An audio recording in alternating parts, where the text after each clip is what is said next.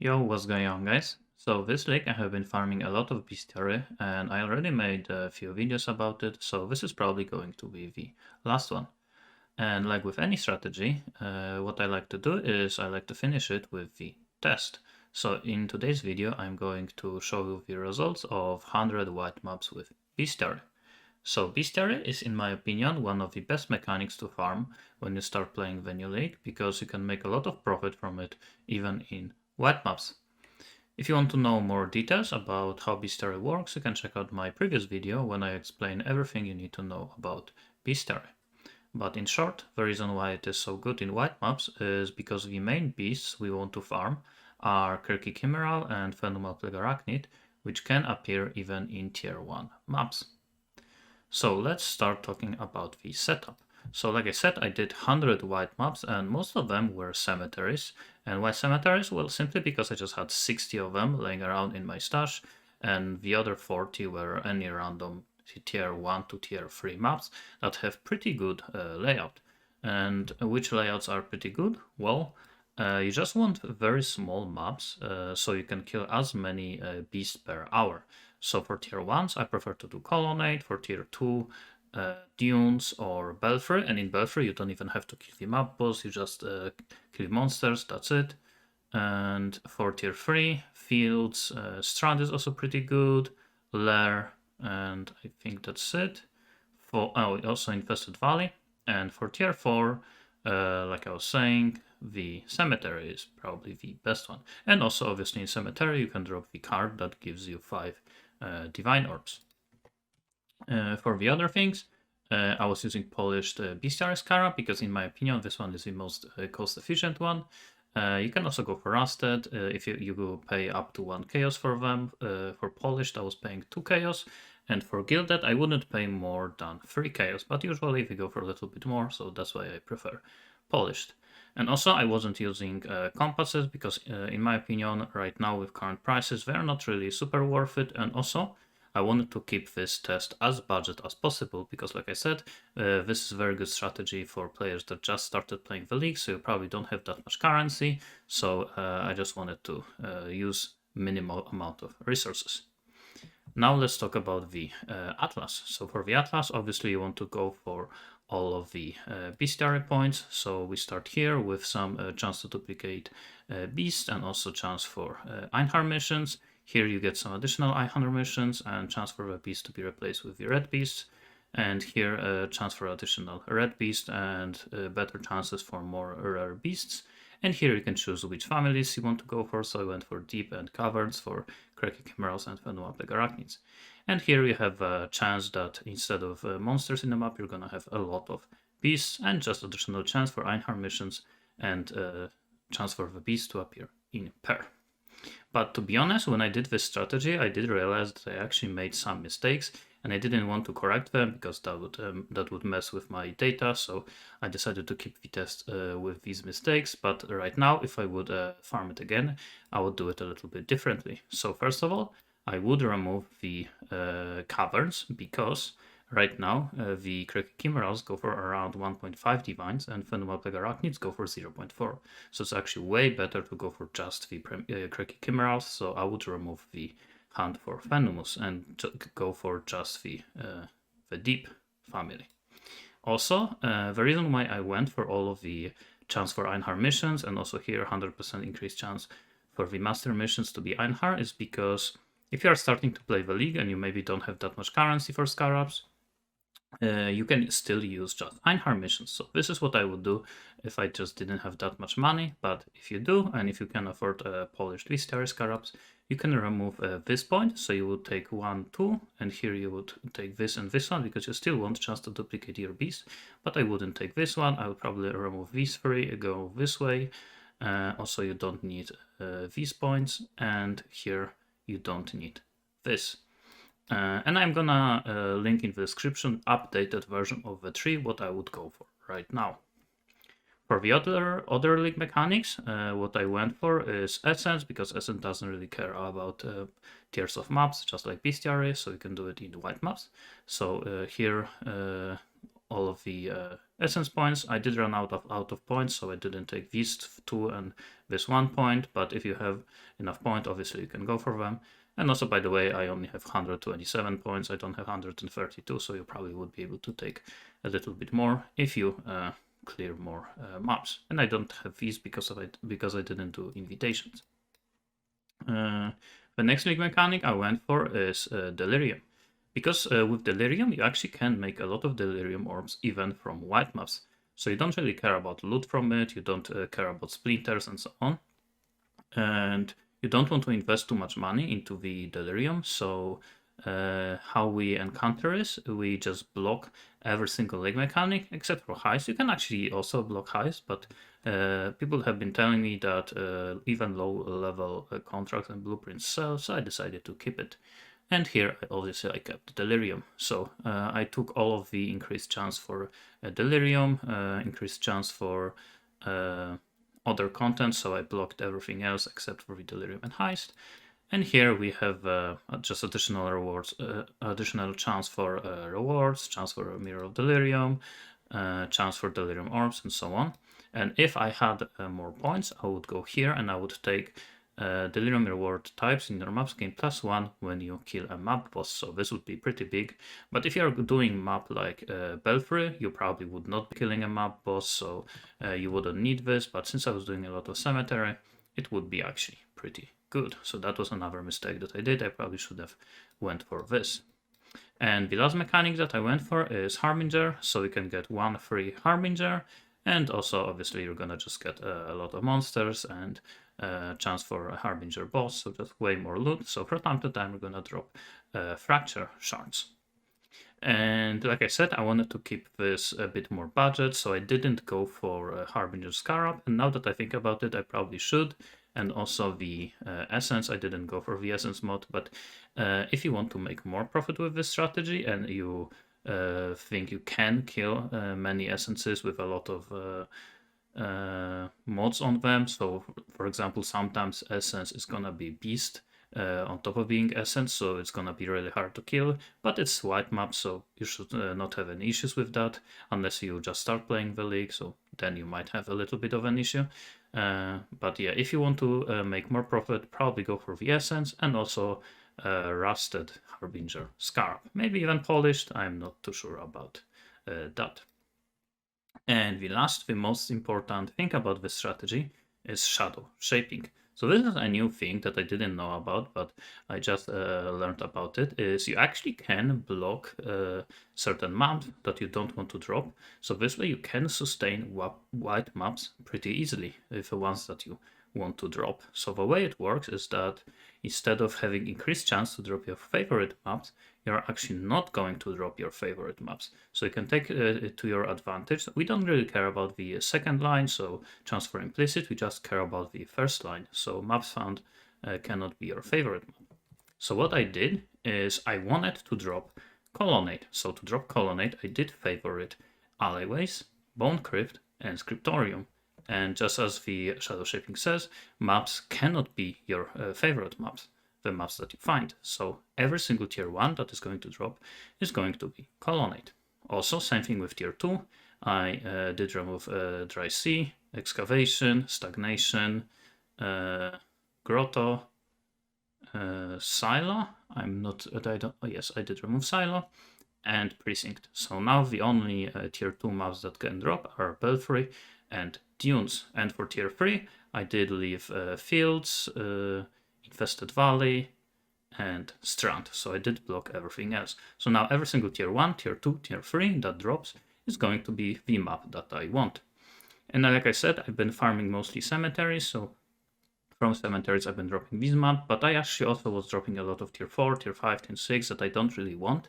But if you would want to drop as many cemeteries as you want, you would do the same thing. You would just block every single tier 4 and maybe even some tier 5s.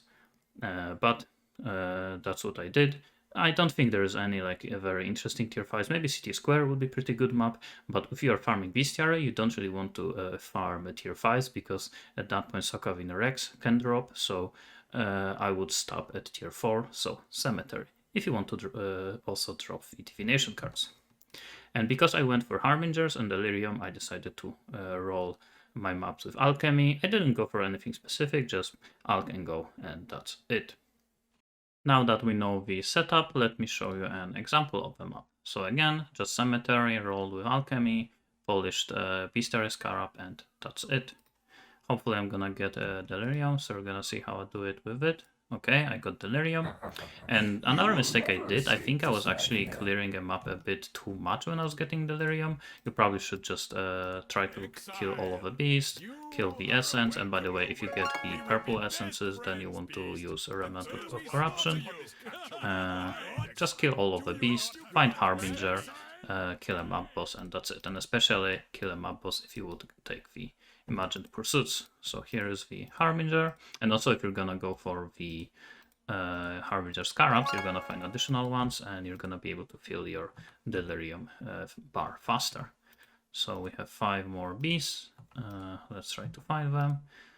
So I'm still clearing a little bit of Delirium. The goal should be to get 5 rewards, but if you get 4, it is still fine. You will probably not be able to get 6. Maybe if you're gonna go for Harbingers, you would be able to get 6, but I don't think I got 6 a single time. 2 more beasts remaining. Let's click on the strongbox. And here is a red beast. So if you know that red beast is bad like this one, you can just skip it. You don't have to kill it. And map boss. And as you can see, I got almost 5 rewards. So at this point, I will try to clear a bit more. And it looks like I skipped 1 beast somewhere. At this point, actually, you could just leave. If you have to like search the entire map for the beast, you could leave. Looks like I found one here.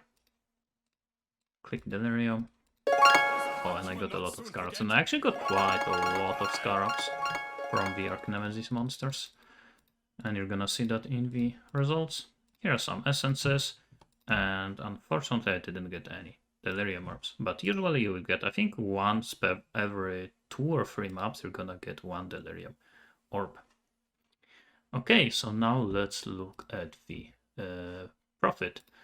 So here is the first tab. So here you can see all of the currency. Quite a lot of orbs of alteration in different currencies. Most of them, I believe, came from Harbingers and Delirium. Here you can see all of the Scarabs, and most of them came from the Archnemesis monsters. As you can see here, I did get one in that map, so quite a lot of Scarabs. And I did drop 1 Divine Orb, which I think 1 in 100 map is actually kind of average, so should expect to get it from time to time. And I did get 2 Fracturing Shards. And to be honest, I'm not sure what is average. I got 2, so that's, I guess, pretty good. So it would be around 80 chaos. And I also got 9 Ancient Orb and 9 Orbs of Annulment. Here you can see all of the contracts and blueprints, and to be honest, I don't think I got that many. Here are all of the Deception. You could sell them for some currency, but I am too lazy, so I probably wouldn't, so I did not include it in the test results. And here is the second tab, and here you can see all of the maps. And as you can see here, there's quite a lot of things like Colonnade, Dunes, Strand, Belfry, and so on, and cemeteries. And I didn't even block cemeteries. And here are all of the maps from like higher tiers, so most of them are not really worth that much. But quite a lot of these maps, if you are selling them in bulk, you can sell them for around 3 chaos per map. So they're actually selling for quite a lot. And here you can see all of the Delirium orbs and the essences. Here are all of the yellow beasts that I did capture, and I did put them in orbs. And I actually also did get 1 Brother's gift card from the cemetery. But because it is a pretty rare drop, I decided to not include it in the test result. That's why it is sitting in here. And here are all of the red beasts. So I got 12 Lynx Alpha, 8 Wolves Alpha, 4 Quirky Chimerals, and 9 Plague Arachnids. And as you can see, I got way more Arachnids than Chimeral, and they are cheaper. So like I said, that was a mistake. I probably should have went for the deep and not the caverns. This way, I probably would get the reverse outcome, maybe even more, maybe like 10 Quirky Chimerals and like 3 Plague Arachnids. I guess I would have to see it with this setup. So now let's look at the spreadsheet. So here is the profit breakdown. So as you can see, I did 100 maps. I actually didn't buy them, but I still include them here as the cost. If you would have to buy them, I just had them in my stash, so but that's still 3 chaos per map. Polish Scarabs, 2 chaos. I did have to spend 600 orbs for the yellow beast mostly, so 1 chaos per, and I did spend around 30 remnants for the essences. And for time, it took me around 4 hours to clear all of these maps. And like I said, I think I was over clearing a bit with Delirium, so it probably should be a bit faster. So remember, efficiency is key. You want to do as many maps per hour as possible. And time to put all of the beasts in orbs was around half an hour, so 4.5 hours total. And here we can see the prices of the beasts. So Cricky Chimerals right now go for around 1.5 divine, so they are pretty expensive. And all of the other ones are still a little bit of profit.